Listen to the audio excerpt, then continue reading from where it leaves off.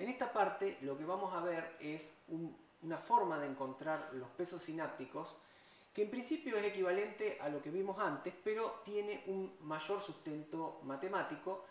Así que lo que vamos a hacer es aprovechar los métodos de gradiente, que algunos de ustedes pueden conocer desde los métodos numéricos, para encontrar una ecuación prácticamente igual a la que encontramos antes. En el método de gradiente, la idea básica es que nosotros movamos los pesos, iteración a iteración, en el sentido en donde se va reduciendo el error.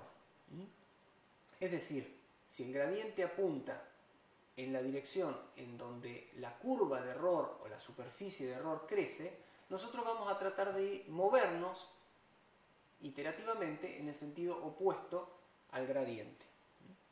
Entonces, nosotros en el caso más simplificado nos podemos imaginar que hay una curva que tiene esta forma, esta especie de paraboloide, y que para cualquier valor de los pesos que nosotros definamos, imagínense que yo acá estoy graficando distintos valores de W1 y W2 que me van a dar un distinto error, un diferente error.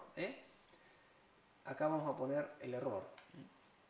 Entonces, si elijo una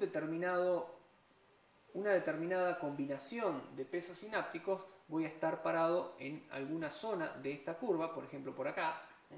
Si elijo otros pesos sinápticos, voy a estar parado en otra zona de la curva. Y en cada zona de la curva que yo me pare, voy a tener un vectorcito, que es el vector del gradiente, que apunta hacia donde crece esa superficie de error.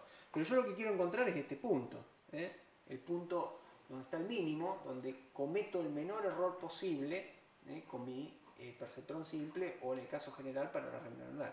Entonces lo que voy a hacer es tratar de moverme siempre, modificar los pesos en el sentido opuesto al gradiente. O sea que estos pesos yo tengo que pensar que los estoy queriendo mover a W1 y W2 para irme a la zona en donde cometo el menor error posible. Entonces básicamente lo que obtengo es esta ecuación. Vean que acá yo vuelvo a tener los pesos en la iteración siguiente del entrenamiento, los pesos en la iteración actual, y acá lo que tengo es el opuesto, o sea, por eso el signo negativo, al gradiente de error en relación a los pesos, con respecto a los pesos, multiplicado por nuevamente una constante que es la velocidad de aprendizaje. Esa constante, si yo la hago más grande, se va a mover más rápido en la superficie; si la hago más pequeña, se va a mover más lentamente. En el caso de tener superficies suaves, yo puedo ir más rápido, y como saben, si la superficie es muy escarpada o tiene muchos altibajos, voy a tener que moverme con más cuidado y con algunos otros criterios. Entonces, este método de gradiente yo lo puedo aplicar para el caso sencillo del perceptrón simple, y como vamos a ver en las partes que siguen, también lo puedo aplicar para una red neuronal completa, o sea, con una red que tenga muchas interconexiones de neuronas. Vamos a ver primero entonces cómo aplicarlo en el caso del perceptrón simple. Supongamos que vamos a medir el error de esta manera. Acá estamos usando como D la salida deseada, el que antes también llamamos Y sub D, y esta es la salida actual, o sea, la salida que me está dando la red neuronal. El error cuadrático me dice que si la diferencia entre estas dos es 0, el error va a ser 0, y si la diferencia es más 1 o menos 1 o más 2 o menos 2, como habíamos visto hoy, en cualquiera de esos dos casos me va a dar un error elevado al cuadrado, ¿no? Entonces, en base a esa diferencia, fíjense que acá reemplazamos la salida de la red por el simple producto interno. Una observación importante es que estamos considerando un caso lineal. ¿Qué significa esto? La función de activación la eliminamos. Estamos haciendo una simplificación para que ustedes vean este primer caso en donde la salida de activación, la función de activación, en lugar de ser la función signo, ¿se acuerdan que hacía así? O una sigmoidea, es simplemente una recta, una función lineal. Entonces, si nosotros hacemos la derivada, fíjense que nosotros, recuerden que tenemos que hacer el gradiente del error con respecto a los pesos. Podemos hacer, acá tenemos la derivada de una función, que es la función cuadrática, o sea que dejamos lo de adentro como está, bajamos el 2 y hacemos la derivada, y tenemos la derivada de lo que me queda dentro. Fíjense que en esta derivada yo estoy derivando con respecto a los pesos, no con respecto a x como ustedes hacían en matemáticas, sino que acá x sería una constante para mí. Así que tengo esta constante que está sumando a el término contra el que está la variable contra la que estoy derivando, y esta otra constante que está multiplicando. O sea que lo que me queda es simplemente la que está multiplicando. Esta, la derivada, es 0. Así que con esto yo estoy obteniendo el gradiente del error como igual a 2, esto que está acá adelante, que es simplemente el error, la salida deseada menos la salida que estoy teniendo de la red, por menos x, que es la entrada. De esta manera, si yo reemplazo en la ecuación de gradiente que tenía antes, fíjense que acá tengo el vector de pesos en la próxima iteración, acá tengo el vector de pesos actual, acá tengo menos el gradiente de error, así que reemplazando, yo lo que voy a obtener es esta ecuación, que a ustedes les tiene que sonar muy similar a la que teníamos antes. Fíjense que simplemente lo que ha cambiado con la que habíamos obtenido en la parte anterior, en la parte intuitiva, es que tenemos 2 por mu, y antes teníamos una eta. Así que si decimos que eta es igual a 2 por mu, tenemos exactamente lo mismo, hemos obtenido exactamente lo mismo. Quiero destacar que hay una simplificación acá, y les vuelvo a recordar que estamos analizando un caso lineal donde hemos obviado la existencia de la función de activación. En las próximas partes vamos a hacerlo con la función de activación completa para que ustedes tengan la ecuación completa. Vamos a ver un pequeño ejemplo de cómo funciona esta actualización de los pesos. Vamos a suponer que en una iteración cualquiera, podría ser la primera o cualquiera del proceso de aprendizaje, tenemos estos pesos sinápticos. Fíjense, valen todos 1. Y recibimos una entrada. Observen que la entrada que recibimos es solamente x1, x2. Recuerden que x0 es la entrada de sesgo o de bias y vale siempre menos 1. Y también lo que tenemos como referencia es cuál es la salida que debería dar en el caso correcto. Entonces, veamos cómo funciona nuestro perceptrón simple.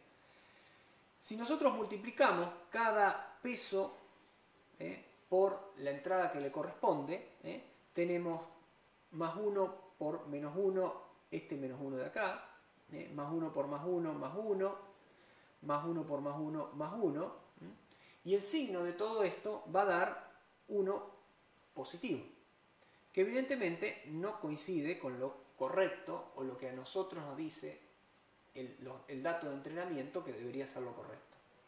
Entonces evidentemente acá tenemos un error y hay que corregir los pesos sinápticos. Para corregirlos vamos a utilizar la formulita de adaptación de pesos que acabamos de encontrar, en donde tenemos a los pesos actuales, le vamos a sumar esta componente, que es la que acabamos de encontrar. Fíjense, acá tenemos los pesos actuales, que son los que habíamos dicho que eran los que estaban inicialmente. Acá tenemos los valores de la entrada. Acá tenemos el error. Observen que nosotros tenemos el menos 1, que es la deseada, menos 1, que es el valor que me está dando actualmente, y acá tenemos esta constante de aprendizaje. Entonces, vamos a suponer para este ejemplo que la constante de aprendizaje es 0,5, un medio directamente. Entonces, ¿qué nos va a quedar acá? Este un medio va a ir al mu. Nos va a quedar simplemente esta actualización. Nos quedó un 2 ahí adelante, y el vector nuevo de pesos, el vector de la próxima iteración, va a ser el vector actual de pesos, recordarán, y esto que es el ajuste, el cambio que hicimos. Así que nos va a quedar, simplemente acá sumamos como se suman los vectores, nos va a quedar 3 menos 1 menos 1. Veamos ahora, ¿qué pasa si vuelve a entrar a nuestra neurona la misma entrada que entró antes? ¿Se habrán corregido los pesos de manera adecuada para que ahora la salida sea correcta? Bueno, tendremos que hacer los mismos cálculos que antes. Fíjense que ahora, si vuelve a entrar la misma entrada, estos son los pesos que tenemos los nuevos, y esta es la entrada. Así que es 3 por menos 1, es este menos 3 de acá. Menos 1 por 1, esta sí es parte de la entrada verdadera. Recuerden que este era el x sub 0. Y menos 1 por 1, esta otra parte, que es lo que tenemos acá. El signo de esto es menos 1, por lo tanto, ¿se acuerdan que la salida deseada era menos 1? Efectivamente, hemos logrado que el error sea 0. Con este ejemplo sencillo vemos cómo en una sola iteración de la actualización pudimos corregir automáticamente, a partir de un ejemplo, los valores de los pesos sinápticos y por lo tanto podemos decir que la neurona aprendió ese ejemplo. En el caso general nosotros vamos a pretender que la neurona aprenda muchos ejemplos. Nuestro archivo de entrenamiento, recuerden, va a tener a lo mejor 50, 100 casos para aprender. Entonces vamos a tener que ir moviendo con una velocidad de aprendizaje, recuerden el mu, pequeña, para que aprenda un poquito de cada uno, e incluso le vamos a poder mostrar ese archivo de entrenamiento muchas veces hasta que la neurona realmente no se equivoque en ninguno de los casos o la menor cantidad posible de casos de entrenamiento. Vamos a ver ahora este problema. ¿Qué les parece? ¿Este perceptrón simple podrá resolver este problema? Si nosotros ubicáramos, aunque sea manualmente, la recta acá, estaríamos clasificando mal este caso. Si ubicáramos la recta acá, ¿se acuerdan que la podíamos mover con la ordenada de origen? Seguiríamos clasificando mal este. Si ubicáramos la recta acá, también estaríamos clasificando. Al parecer, siempre ubiquemos donde ubiquemos la recta, estaríamos clasificando mal uno o hasta dos de los casos. Entonces, ¿qué está pasando acá? ¿Realmente la neurona puede resolver un problema tan simple como este o no lo puede resolver? Este es el típico problema de OR exclusivo y vamos a ver qué pasa en la próxima parte.